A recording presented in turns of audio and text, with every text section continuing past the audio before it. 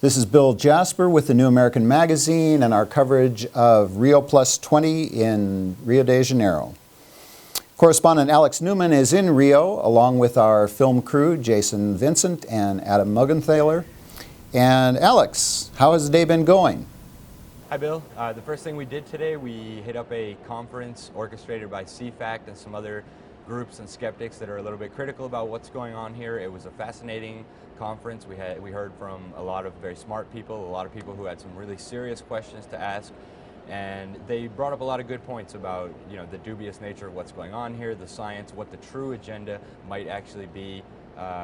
Most of them believed that it had very little to do with the environment and much more to do with creating a global government and having more control over the people of the world in terms of population, economy. Someone even referenced the Soviet Union and said this is the new type communism type agenda that we're seeing here. Who are some of the people you've run into? We caught up with Marc Morano, the editor of Climate Depot, which is a great news service that kind of deals with the science behind the climate change hysteria, the sustainability issues, and this is what he had to say. And what we're finding here is this entire process is what Václav Klaus, the president of the Czech Republic, said. Since the end of communism, the fall of communism in the late 80s, early 90s, environmentalism, and he calls ambitious environmentalism, is the greatest threat to our liberty. What's the true agenda being revealed at Rio? The agenda here is becoming increasingly clear. They want to reduce the population, they want to spread abortion worldwide, they want to have taxpayers finance contraception for everybody in the world who wants it.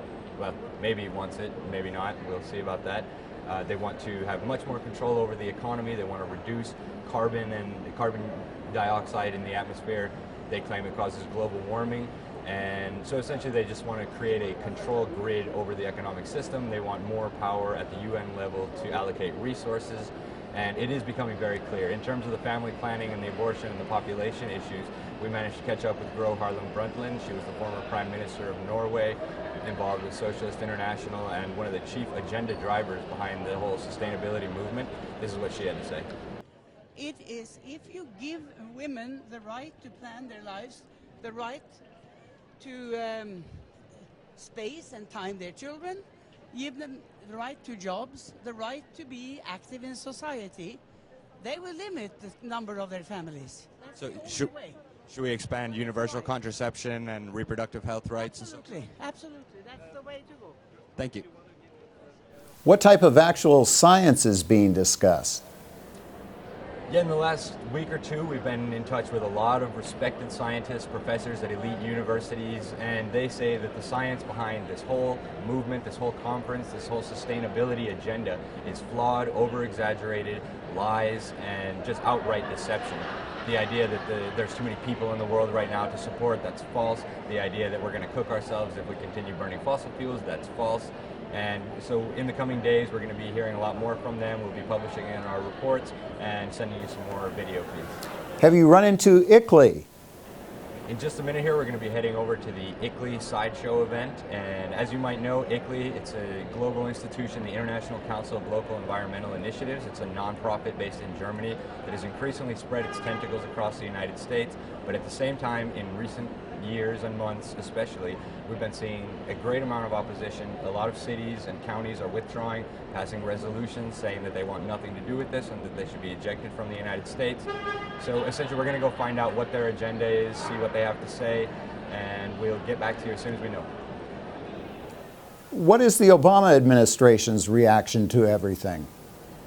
That's one thing we've heard a lot about here. It's actually a big issue. Obama has not come down, which was a little bit surprising for these activists here who were hoping to create a kind of a big splash by bringing in all these big heads of state, and especially Obama, who seems to be quite aligned with the overall agenda that they're promoting here. Hillary is reportedly coming down tomorrow, maybe. It's not confirmed. We will let you know as soon as we find out. But even Senator James Inhofe, a Republican from Oklahoma on the Environmental Committee, he has pointed out that the silence is deafening, and it is indicative that, at least in the United States, these agendas, these conferences have become so controversial that even Democrat politicians do not want to associate themselves with it anymore. Thank you, Alex, and thank you also to our cameramen, Jason Vincent and Adam Muggenthaler. All right, thanks a lot, Bill. Good night, and we'll talk to you tomorrow.